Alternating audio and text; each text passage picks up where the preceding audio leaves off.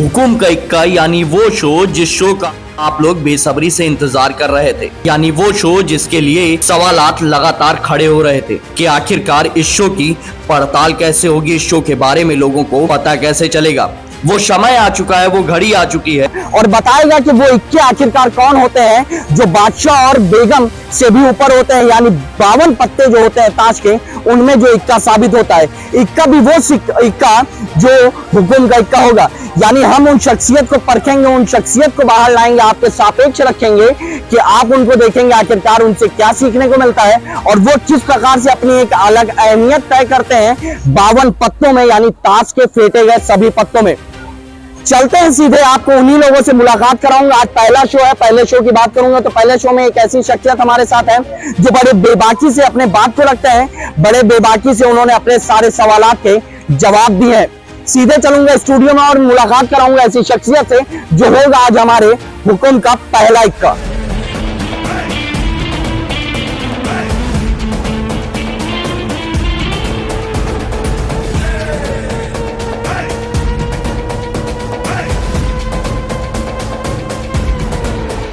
Doctor Shashikant Sharma भूमाफिया हो गए हैं, कब्जा कर दिए हैं मंदिरों की जमीनों पर। सिर्फ इतना नहीं, रास्ते रोक दिए हैं। करते करते ट्यूशन से कोचिंग आई और कोचिंग से फिर धीरे से स्कूल की शुरुआत हो गई। 2 या 3 लोग के नाम आए कि उन लोगों ने भी आपका पूरा सहयोग किया। आज वो नाम दफन है, आज वो कहाँ है हमारी जानकारी में नहीं है। टंडा परिवार के सदस्यों को जीवन यापन के लिए पैसे नहीं दिए, खबरों की सुर्खियां बन गई, सुर्खियों में आप थे। किसी भी अदालत में, किसी भी कोर्ट में अगर कोई मामला ऐसा हो तो हमें बताया जाए। के पिताजी सरकारी सेवा में थे, जब आप ग्रेजुएट हो रहे थे तब सरकारी सेवाओं में जाने के लिए लोग आतुर रहते थे। शिक्षा के क्षेत्र में टर्न कर लिया आपने, कहां से ये यू टर्न आ गया? शिक्षा क्षेत्र आपने पायदान बना दिया कि सीढ़ियों पर चढ़ जाएंगे, ऊपर पहुंचेंगे, एक दिन राजनीति का दौर देखेंगे। क्या लगता है उत्तर प्रदेश का विकास पुरुष कौन? मुख्यमंत्री योगी आदित्यनाथ, पूर्व मुख्यमंत्री अखिलेश यादव या पूर्व मुख्यमंत्री कल्याण सिंह? जनसेवा ही मुद्दा था।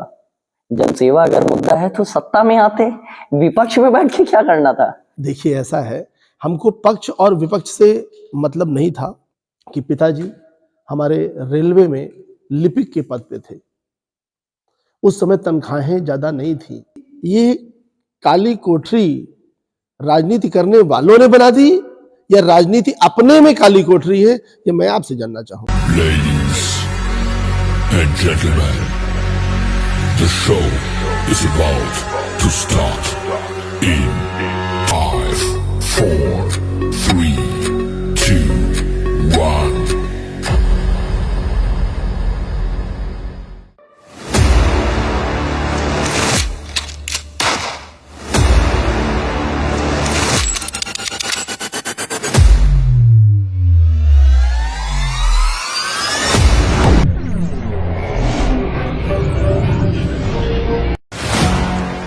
रहस्य के सभी एडिशन और सारे एपिसोड खत्म होने के बाद अब नए शो की शुरुआत होगी जिसका नाम होगा हुकुम का इक्का।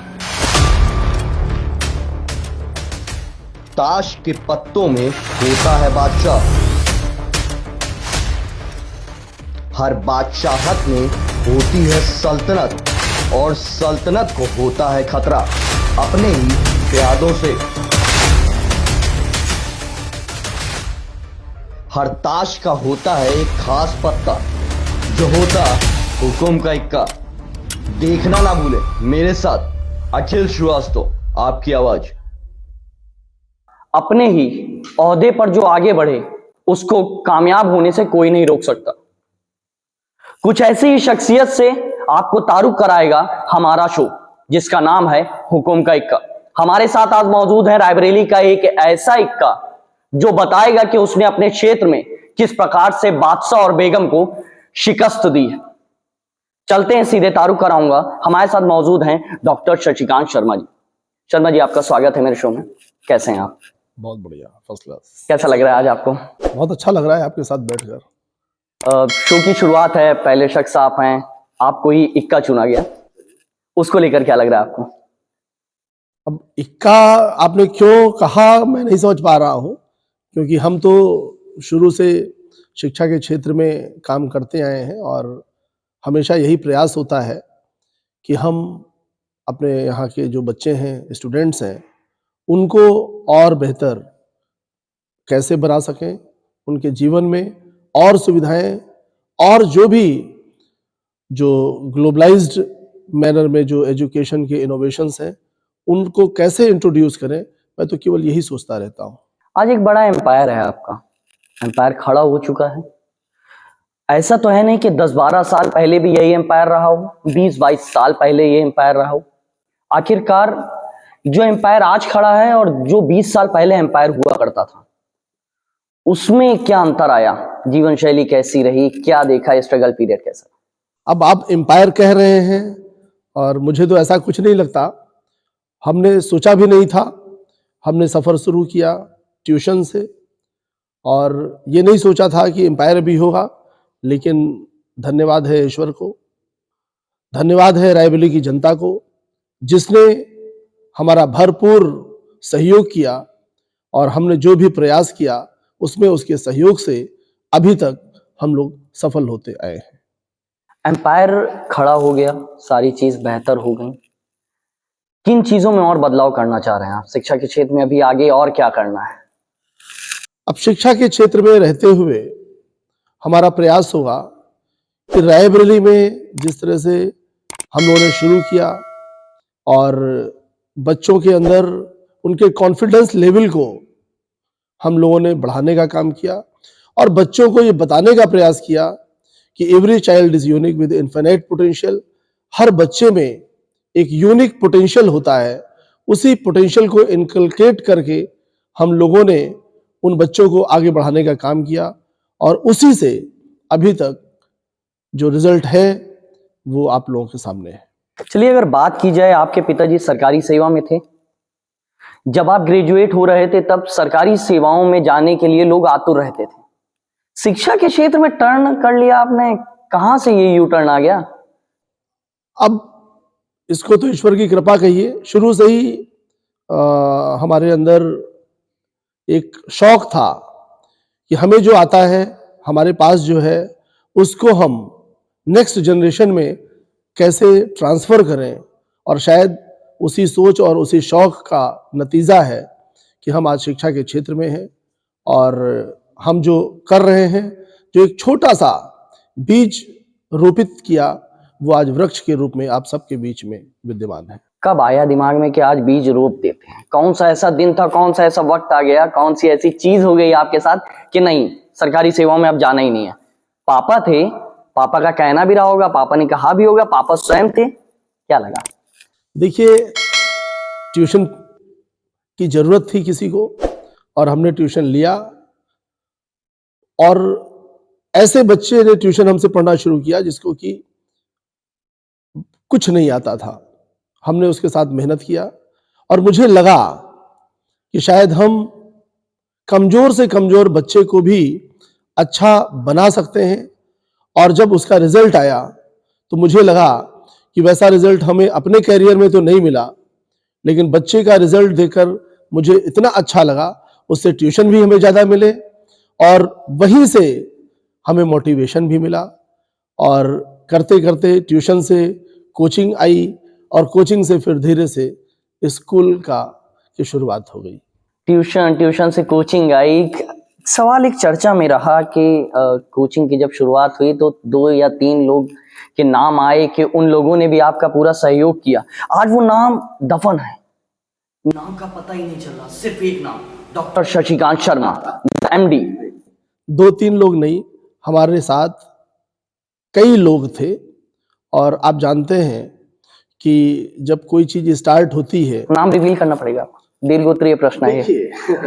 देखिए हमारे साथ उस समय जब कोचिंग की शुरुआत थी, उस समय मिस्टर करुणेश यादव हमारे एक मित्र रहे हैं। फिर उनका सिलेक्शन हो गया और वहीं से हम लोग जो है फुल फ्लेज्ड आ गए। उस समय टीचिंग करने वालों में मिस्टर आलोक जायसवाल, एक ऋषभ वाजपेयी, अरशद जी, संजय जी, कई लोग थे कुछ नाम भी हम इस समय याद नहीं कर पा रहे हैं। फिर उसके बाद कोचिंग स्टार्ट हुई, स्टार्ट क्या कंटिन्यू हम लोगों ने किया। फिर आप जानते हैं कि हमारे लिए कोचिंग और स्कूल ही सब कुछ रहा है। हमने अगर बच्चों से अनुशासन की अपेक्षा की है तो अपने को भी अनुशासित करने का प्रयास किया है। फिर जैसे कि जो एक साथी अरशद जी थे, उन्होंने एक नई कोचिंग बनाई थी उस दौर में। उसके बाद आज वो कहाँ हैं हमारी जानकारी में नहीं है, लेकिन संजय सिंह जी की इच्छा हुई और इच्छा होनी भी चाहिए। शुरुआती दौर के हमारे साथी हैं कि आप जानते हो कि एक इंस्टीट्यूशन में एक मैनेजर हो सकता है, और संजय जी की भी इच्छा हुई कि हम भी मैनेजर बने, और उन्होंने एक स्कूल बनाया जो आप जानते होंगे शायद, जो है सकल नारायण, उसके वो प्रबंधक हैं। कभी कुर्सी के लिए लड़ाई नहीं हुई कि न्यू स्टैंडर्ड नहीं, स्टडी सर्किल मेरा होना चाहिए था? कभी कभी ऐसी कोई महत्वाकांक्षा किसी की नहीं रही है, और सब लोग अपना अपना रोल बखूबी जानते थे, और शायद इसीलिए कभी ऐसा कोई विवाद हम लोगों के बीच में नहीं रहा है। कभी ऐसा हुआ कि डिमोटिवेट हो गए कि यार आज तो यार अब बच्चों से पैसा नहीं ले पा रहा हूँ, या अब छोड़ते हैं, अब पिताजी के ही पास चलते हैं, उनसे बात करते हैं, पापा करना है, अब सरकारी नौकरी की तैयारी करनी है? क्योंकि सीढ़ी चढ़ना भले ही एक दौर होता है कि सीढ़ी चढ़ गए, पर सीढ़ी चढ़ने से पहले आपको सीढ़ी पे पैर रखना पड़ता है, पैर आगे बढ़ाने पड़ते हैं, कभी फिसलते हैं, कभी डगमगाते हैं, कभी सही जगह पड़ते हैं। तो ऐसा नहीं है कि सही पड़े होंगे? शुरुआती दौर में ये जरूर लगता था जब हम लोगों ने स्कूल ओपन किया कि हम लोग बहुत लेबर करते हैं, पूरा प्रयास करते हैं, और वो रिजल्ट शायद नहीं आ पा रहा था जिस रिजल्ट की कौन सा सन था? अपेक्षा। कौन सा सन था, क्या लगा? ये 2000 मैं बात कर रहा हूँ 2-3-4 की, जब स्थापित कर लिया गया था त्रिपुरा का। देखिए पहला विद्यालय बालिका विद्या मंदिर सिमरी कोठी में स्थापित हुआ 98 में, और 2001 में जिस ब्रांच में आप बैठे हैं, त्रिपुरा ब्रांच हम लोगों की ओपन हुई। तो शुरुआती दौर में चूंकि शौक था, हम लोग एक्सेलेंस पे शुरू से वर्क करते आए थे, तो ये लगता था कि हम लोग इतना लेबर कर रहे हैं तो हमारे रिजल्ट्स शायद वो नहीं आ रहे हैं जिसकी अपेक्षा है। लेकिन फिर जब 2003-4 से रिजल्ट आना शुरू हुए, और गार्जियंस का सपोर्ट तो खैर पहले दिन से ही हमारे साथ रहा है, फिर इतना हम लोग अपने को बिजी किए हुए थे कि दुनिया में क्या हो रहा है इससे हम लोगों को कुछ भी मतलब नहीं था। केवल और केवल अपने काम से मतलब रखते थे हम लोग, और हम अपने स्टाफ से, अपने साथियों से भी यही कहते थे कि कौन क्या कर रहा है मत मतलब रखो, फुली पैशनेट रहो और अपने काम पे ध्यान दो, रिजल्ट तो आएगा ही आएगा, स्टूडेंट आएंगे ही आएंगे। हम कभी स्टूडेंट के स्ट्रेंथ बढ़ाने की डायरेक्शन में हमने कभी कोई प्लान नहीं किया। हमने काम किया, गार्जियंस को अच्छा लगा और स्ट्रेंथ बढ़ती चली गई। संस्थान एक परिवार होता है, इस बात से आप वाकिफ होंगे। संस्थान के जितने सदस्य हैं और परिवार के सदस्य होते हैं। कोविड का काल आया, कोविड काल में आरोप लग गए, न्यू स्टैंडर्ड परिवार के मुखिया ने न्यू स्टैंडर्ड परिवार के सदस्यों को जीवन यापन के लिए पैसे नहीं दिए, खबरों की सुर्खियां बन गई, सुर्खियों में आप थे। क्या महसूस हो रहा था? कितनी सत्यता है उन बातों में? देखिए, बहुत अच्छा प्रश्न है आपका, और इस प्रश्न के लिए मैं धन्यवाद करता हूं आपको, क्योंकि मुझे अपनी बात रखने का आपने मौका दिया। सच्चाई ये है, कोरोना काल आया, बहुत ही विषम परिस्थितियां थीं, और इस विश्व में जो बड़े बड़े कारपोरेट घराने थे, उन्होंने अपने एम्प्लॉइज की छटनी करना शुरू कर दी, ये कहते हुए कि अब बिजनेस नहीं है। लेकिन मैं इस बात को बहुत ही गर्व से कहना चाहूंगा कि यही एकमात्र ऐसा संस्थान रहा कि जिसने एक भी एम्प्लॉय की छटनी नहीं की। उस समय जूनियर तक की जो फीस हम लोगों को आनी थी वो 10-20% फीस आई। जो फीस आई वो 9th to 12th स्टूडेंट से आई। और मैं आपको बताना चाहूंगा कि जो जितनी भी फीस आई उसको बांटकर हमने सबको देने का प्रयास किया। एक प्रश्न वहां आया कि आपने पूरी सैलरी नहीं दी, ऐसे आरोप आए हैं। सत्यता ये है कि आप कल्पना करें कि अगर 2000 बच्चा है तो फुल फीस 1000 बच्चे से अगर आ रही है, खर्चे सारे वही हैं, खर्चों को हम कहीं कम नहीं कर पाए। प्रयास ये था कि ऐसा ना हो कि आधे लोगों को पूरी सैलरी मिले और आधे लोगों को बैठाना पड़े। आपके पास पैसे नहीं थे खुद के पास से देने के लिए? हमने कभी इतना बचाने का प्रयास ही नहीं किया। आप जान रहे हैं कि जिस दिन से ये सफर स्टार्ट हुआ उस दिन से कोई ना कोई बिल्डिंग बनना, कोई ना कोई नया इंफ्रास्ट्रक्चर डेवलप करना, वो लगातार 98 से आज 2024 में हम प्रवेश कर गए हैं और वो निरंतरता आज भी बनी हुई है। तो ये आरोप कि आपने सैलरी नहीं दी, इसका कारण ये है कि उस समय जितनी भी फीस आई उसी में सारे खर्चों को चलाना था। और मैं बता दूं कि जो हम लोगों के यहाँ, चाहे वो इलेक्ट्रिकल चार्जेस हो या इस तरह के जो भी चार्जेस हो, जो हम लोग ने बस से कोई फाइनेंस करा रखा था, उस फाइनेंस में भी कोई रिलैक्सेशन हम लोग को नहीं मिला। इवन जब बसेस हम लोगों की खड़ी थी कोरोना काल में, उस समय भी फुल इंश्योरेंस हम लोगों को कराना पड़ा। शिक्षक समाज का आदर्श माना जाता है। आप सिर्फ शिक्षक समाज के ही नहीं, छात्रों के भी आदर्श हैं, अपितु आप यहाँ पे काम करने वाले सदस्यों के भी आदर्श हैं।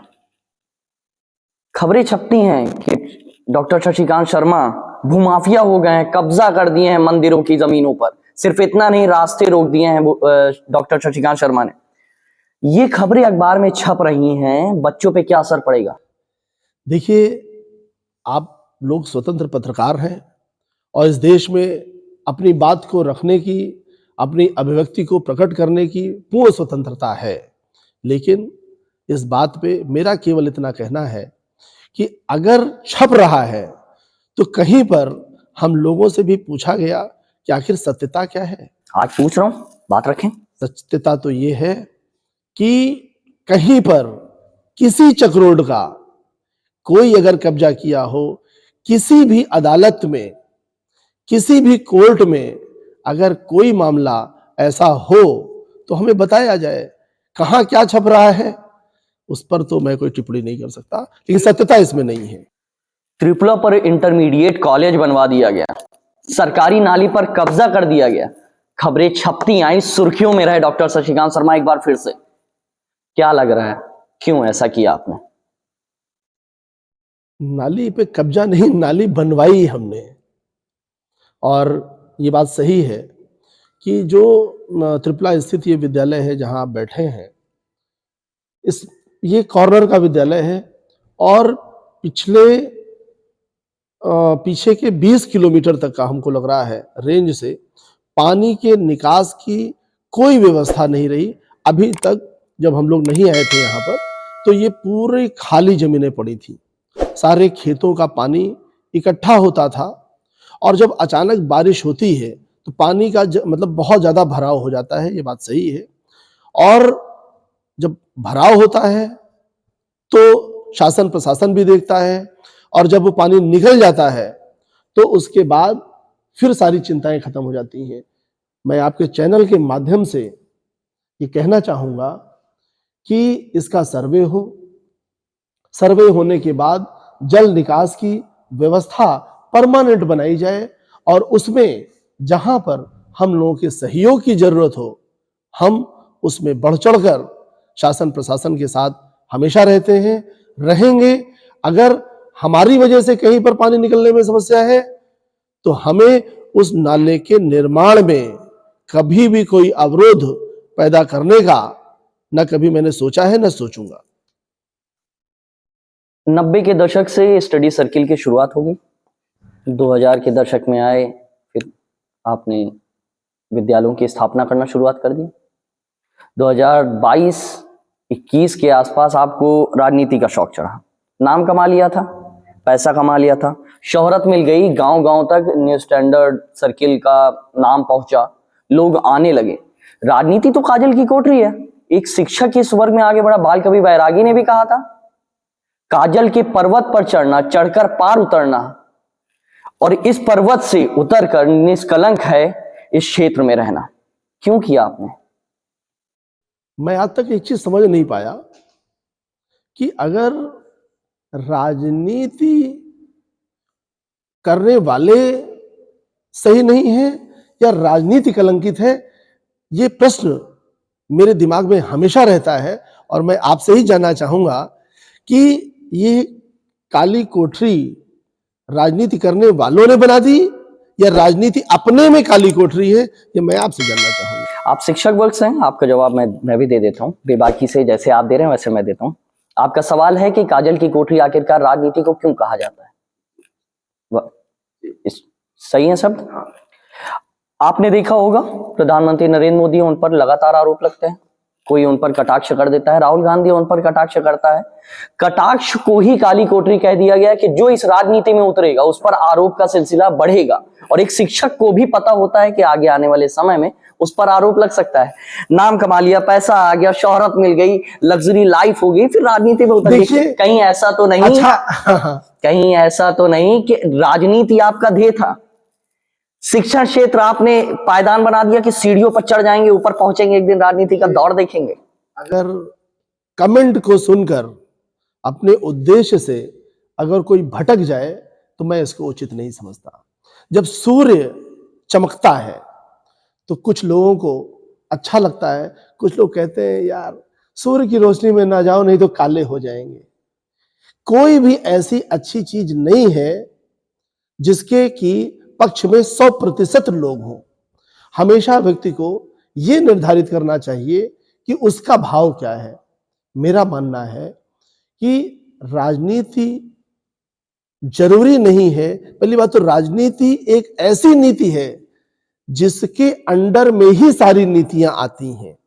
मैं शिक्षा के क्षेत्र में रहते हुए लगभग 26-27 वर्ष हो गए हमको।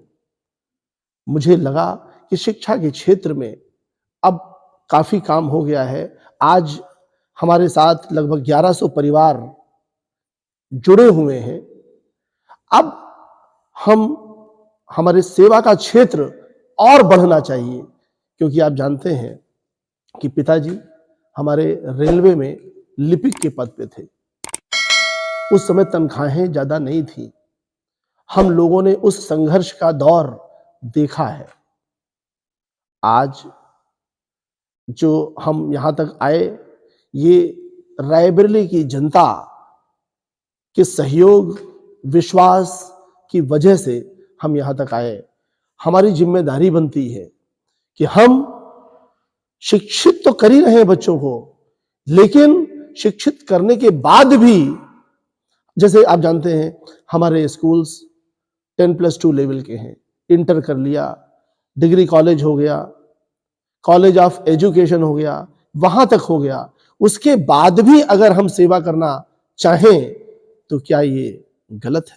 शिक्षा के क्षेत्र में सेवा कर लेते हैं, इंजीनियरिंग कॉलेज खोल लेते हैं। हम इंजीनियरिंग करा देंगे, सब कुछ करा देंगे, लेकिन उसके बाद उनको रोजगार कहां से मिलेगा? उनकी जो समस्याएं हैं उनको हम कैसे क्या करेंगे? हमारे पेरेंट्स, हमारे टीचर्स, इनको जो और आवश्यकताएं हैं, और बहुत से आज जान रहे हैं कि आज बहुत महंगा होता चला जा रहा है, सारे लोग यहां तक नहीं पहुंच पा रहे हैं। मुझे लगा कि शायद उस क्षेत्र में जाकर हम उस शोषित वंचित वर्ग को भी सरकार से कहकर, मदद मांगकर, वहां पर जाकर उस घर तक, उस डेहरी तक भी शिक्षा को पहुंचा सकेंगे। राजनीति में हर व्यक्ति का एक गुरु होता है। डॉक्टर शशिकांत शर्मा, सपा नेता, कौन है आखिर इसका गुरु? देखिए, हमारा मानना यही है कि जो भी समाज के हर वर्ग के लिए सोच रहा है वो सारे हमारे गुरु हैं। किसने सलाह दे दी, बातों से आप बच रहे हैं, किसने सलाह दे दी कि नई राजनीति में उतर जाओ? कभी तो ऐसा रहा होगा। ये ऐसी स्थिति परिस्थिति, हमने बताया कि 1100 परिवार हमसे जुड़े हुए हैं, लगभग 25,000 बच्चा शिक्षित हो गया है। मुझे ऐसा लगा कि अब हमें जो है अपने सेवा क्षेत्र को थोड़ा सा प्रसारित करने की जरूरत है। उतरते हैं तो खुद से ही ये निर्णय आपने लिया कि उतर पार्टियां थी, पार्टियां आपने विपक्ष की चुन लिया। अगर जनसेवा ही मुद्दा था, जनसेवा अगर मुद्दा है तो सत्ता में आते, विपक्ष में बैठ के क्या करना था? देखिए ऐसा है, हमको पक्ष और विपक्ष से मतलब नहीं था। हमें ये देखना था कि हम कहां पर रहकर अच्छी सेवा और हर वर्ग तक हम पहुंच सकते हैं। मैंने कहा समाज में बदलाव ही आपका ध्येय था। समाज में बदलाव तो आप तभी कर सकते हैं ना जब आप सत्ता में रहेंगे। विपक्ष में रहकर आप विरोध कर सकते हैं। मेरा मानना है कि अच्छी गाड़ी पे सारे लोग बैठते हैं और किसी भी डेमोक्रेटिक कंट्री के लिए एक अच्छे विपक्ष की भी आवश्यकता होती है। और जैसा कि आप जानते हैं हमारे विषय में कि हम सही को सही और गलत को गलत कहने में कभी नहीं चूकते हैं। मुझे लगा सरकार जो काम कर रही है, शायद हम बाहर से कुछ ऐसी चीजें बता सकें जो छूट रही हों। उन बातों पर फोकस करने के लिए बात की जाए। अब चलते हैं पीछे 84 के समय में। मम्मी नहीं रही, माताजी का देहांत हुआ। दौर कैसा बीता? बहुत छोटे थे हम उस समय, 7th क्लास में संभवतः थे जब माताजी का साथ छूटा। तो पिताजी ने ही हम लोगों का लालन पालन किया। हमारे बड़े भाई और हमारे पिताजी ने माता और पिता दोनों का रोल प्ले किया। पापा रहते, अभी पापा भी नहीं रहे, देहांत हुआ जी। पिताजी रहते उनको क्या महसूस होता? उन्होंने देखा जब बेटा, पिताजी ने काफी दौर देखा है क्योंकि 98 से वो संभवतः 2014 में उन्होंने साथ छोड़ा। तो बहुत खुश रहते थे कि जो हम लोगों का अचीवमेंट था और हम लोग जो जिस तरह से कार्य करते थे, संतुष्ट थे, वो खुश थे। चलते हैं एक है जो एक पासे की तरह रहेगा, उसको हम लोग कहेंगे तिगड़ी। क्या लगता है उत्तर प्रदेश का विकास पुरुष कौन है? मुख्यमंत्री योगी आदित्यनाथ, पूर्व मुख्यमंत्री अखिलेश यादव या पूर्व मुख्यमंत्री कल्याण सिंह? बड़ा जटिल प्रश्न है और आपने पासा फेंकने जैसा प्रश्न किया, तो इसका उत्तर एक सेंटेंस में तो देना बड़ा मुश्किल है। आप बात रखें अपनी, इनको क्यों चुना, इनको क्यों नहीं चुना, ये भी बात आपको रखनी है। दीर्घ उत्तरीय प्रश्न आप मान सकते हैं इसको, और ये वैकल्पिक है। देखिए, रही बात समाजवादी पार्टी की, तो मुझे लगा कि वहां पर हर वर्ग के विकास के लिए, उत्तर प्रदेश के विकास के लिए उन्होंने बहुत काम किया है, इसलिए हम उधर गए। एक मुहावरा है या इसको वक्तव्य कह सकते हैं, गिरते हैं सह सवार मैदाने जंग में, वो तिफल ही क्या जो घुटनों के बल चले। शिक्षण के क्षेत्र में अगर आप कभी शिक्षा मंत्री बन गए, क्या बदलाव कर देंगे? 3 बदलाव आप बताइए, जो 3 बदलाव आप शिक्षा मंत्री बनते ही बदल देंगे। देखिए, जो सबसे मतलब बड़ी समस्या, और उस समस्या का निदान हम पब्लिक स्कूल चलाते हुए नहीं कर पा रहे हैं, और वो है महंगी शिक्षा। ये बहुत बड़ा प्रश्न है, यक्ष प्रश्न कहा जाए इसको, कि हम चाहकर भी शिक्षा को सस्ता नहीं कर सकते। आज इस आर्थिक युग में एक आदमी आपको संत मिलेगा, लेकिन बहुत से खर्चे होते हैं, महंगाई बढ़ रही है, टीचर्स को वेतन देना होता है और फीसेस बढ़ती चली जा रही। उसका रीजन ये है कि गवर्नमेंट अपने टीचर्स का वेतन तो बढ़ाती चली जा रही।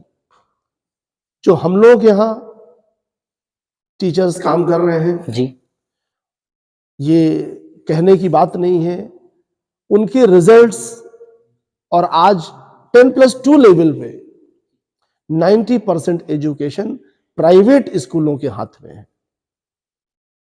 अगर सरकारी शिक्षक को उसी काम का 70,000 मिल रहा है, तो प्राइवेट स्कूल का टीचर भी अपेक्षा करता है। आप कैलकुलेशन करके देखें, हम लोग नहीं दे पा रहे हैं, लेकिन मेरी इच्छा है कि जो काम कर रहा है उसको भी उतना मिलना चाहिए। उतना मिलने के लिए फीसेस को हम कंट्रोल नहीं कर सकते। तो हमारे यहाँ वही लोग आ पाते हैं जो सक्षम हैं, जिनके पास उतनी फीसेज हैं। हमारे पास हर वर्ग के लोग आते हैं, हमारा स्वभाव है, हम मना नहीं कर पाते, लेकिन हमारी लिमिटेशंस है।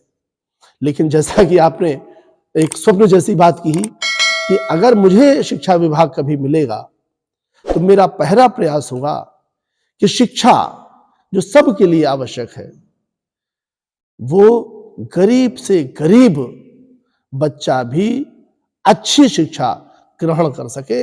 ये हमारा पूरा प्रयास होगा और शायद इसी उद्देश्य से मैं इस राजनीति क्षेत्र में आने का मैंने मन भी बनाया था।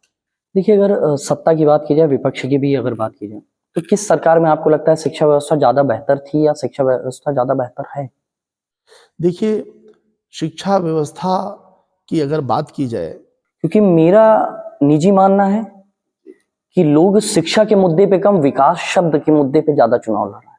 लेकिन शिक्षा ही बेस है और मेरा मानना है कि शिक्षा ही एक ऐसा मार्ग है, एक ऐसा माध्यम है जिसका अनुसरण करके जीवन स्तर को, अपने परिवार को, प्रदेश को, देश को आगे बढ़ाया जा सकता है। और ये तब तक संभव नहीं होगा जब तक प्राइवेट इंस्टीट्यूशंस का सम्मान जो है वो सरकारें करना शुरू नहीं करेंगी।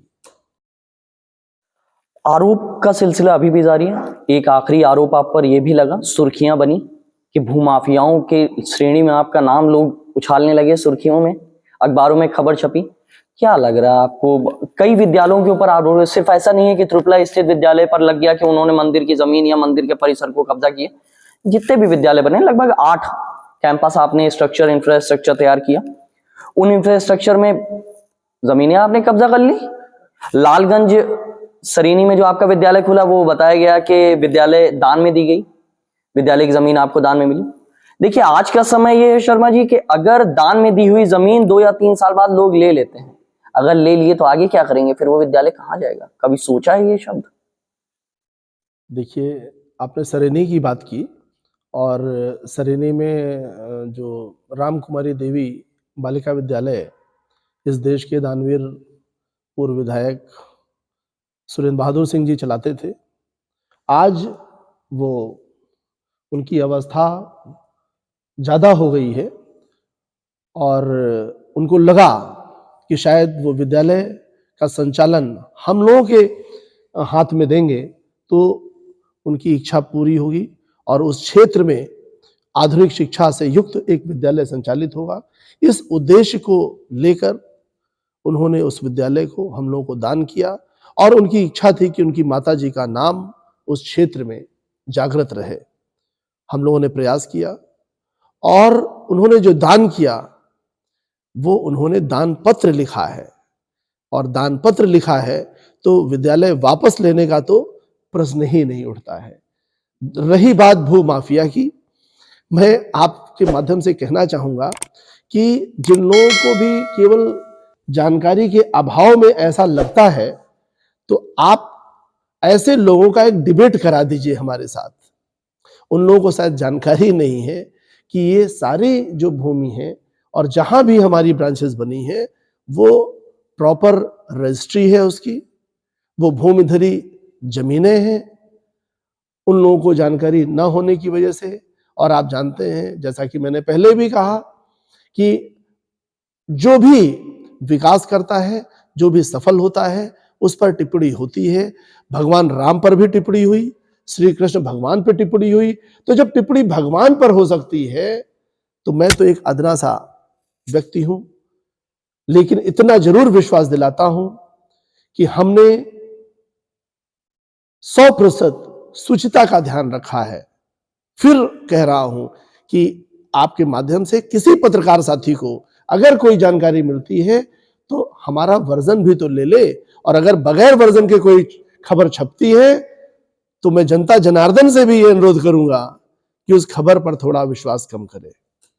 न्यूज़ परिवार के एक सदस्य पर आरोप लगा कि एक मासूम की हत्या की गई। मासूम बस से गिर जाता है या उसे धकेला जाता है, वाकयात क्या था पूरा ये? नहीं, हत्या जैसी कोई बात तो आज तक इतिहास में नहीं आई है। चर्चाएं थी बाजारों में। हाँ, सलोन ब्रांच की बात है। एक बच्चा था और बस से जो है वो गिर गया था। और मैं आपको बताना चाहूँगा कि उस बच्चे की फर्स्ट एड के लिए सबसे पहले हमारे विद्यालय के लोग ही गए थे, लेकिन उस पर कुछ टिप्पणियां हुई, उसकी प्रॉपर पूरी जांच हुई और प्रभु की असीम अनुकंपा रही कि आज वो बच्चा पूर्णतया स्वस्थ है। विद्यालय से एक छात्र निकलता है, विद्यालय के संस्थापक को फोन लगाता है। शाम के बज रहे थे 6:30 बजे कॉल आती है। प्रबंधक महोदय फोन उठाते हैं, कान में लगाते हैं, दूसरी तरफ से आवाज आती है कि अगर मुझे रंगदारी नहीं मिली तो तुम्हें इसका खामियाजा भुगतना पड़ेगा। वाकयात क्या था? ये जानकारी तो हम भी भूल गए थे, और ये आप अखिल जी जानकारी कहाँ से ले आए? इसका मतलब आपकी पत्रकारिता बहुत गहरी है। ये बात सही है, और ये जो आपने बताया यही वाकया था। लेकिन मैं धन्यवाद करूंगा पुलिस प्रशासन का, वो तुरंत ही उसने इसको संज्ञान में लिया। मैंने जैसे ही उस समय यहाँ पर सीओ वंदना सिंह मैडम थी, मैंने उनको बताया और उन्होंने रातों रात इसको सर्च किया। देखिए, इस समय जो माहौल है, ऐसा माहौल है कि बच्चों को सुधारने वाली चीजें कम हैं, बिगाड़ने वाली चीजें ज्यादा हैं। वो चाहे हमारे टीचर्स का जो ऐसे नियम कानून आपने बनाए हैं कि हाथ पैर बांध दिए गए, जो अनुशासन, जो संस्कार रहा करते थे, उसमें मैं इसको मानता हूं कि गिरावट आई है।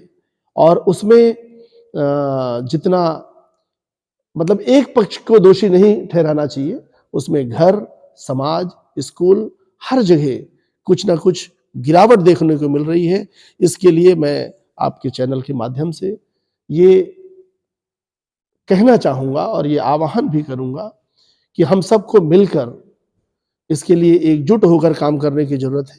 शिक्षक को शिक्षक का कार्य की स्वतंत्रता होनी चाहिए, गार्जियन को अपनी जिम्मेदारी निभानी है और पास पड़ोस को अपनी जिम्मेदारी निभानी है। तभी बच्चों को हम संस्कारवान एक आदर्श नागरिक के रूप में स्थापित करने में सफल हो पाएंगे। ये हमारे साथ बहुत बहुत धन्यवाद आपका। ये हमारे साथ मौजूद थे डॉक्टर शशिकांत शर्मा, रायबरेली में सपा नेता भी हैं और प्रबंधक भी हैं। प्रबंधक हैं अपने 8 ब्रांचों के, 8 ब्रांच के जितने भी परिवार हैं उन परिवारों के मुखिया भी हैं। बड़ी बेबाकी से इन्होंने मेरे सारे सवालात के जवाब दिए। हर आरोपों पर इन्होंने अपनी बेबाकी से अपना पक्ष रखा। एक बेहतर शो में अपनी शिरकत किया इन्होंने। शो के बारे में कुछ कहना चाहें तो आप कह सकते हैं अपने वक्तव्य में। मैं इस शो की सफलता के लिए प्रभु से कामना करता हूं, और जिस तरह से आप पत्रकारिता के क्षेत्र में, मैं तो आपको बहुत पहले से जानता हूं, और ये नया शो शुरू किया, इसके लिए आपको बहुत बहुत बधाई। और मैं आपकी पूरी टीम का आभारी हूं जिन्होंने हमको अपनी बात को रखने का मौका दिया। बहुत बहुत आभार। Thank you. सभी दर्शकों का शुक्रिया, हमारे साथ मौजूद रहे। एक अगले शो के लिए आप तैयार रहें। शो में फिर आपको मिलेगा एक नया हुकुम का इक्का। धन्यवाद।